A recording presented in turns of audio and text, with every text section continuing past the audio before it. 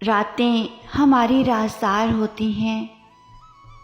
हम अपने पूरे दिन की रुदात अक्सर रात को ही सोचते हैं।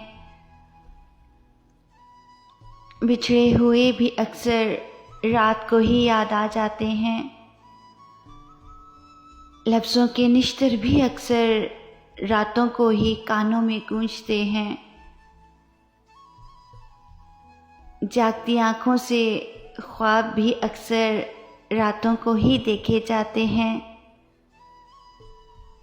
बहुत से लोगों की रातें अक्सर फिराके यार में गुजरती हैं। बहुत सौ का सुकून इन रातों ने छीना है, जिसमें मसरूफ़ियत नहीं होती। बहुत से लोग ना सोने की बीमारी में मुब्तला हैं और बाज़ लोग अल्लाह के इश्क में रातों को रोते भी हैं। जिनको राज़दारी से इबादत पसंद है, वो रातों को अल्लाह की याद में मशगूल रहते हैं।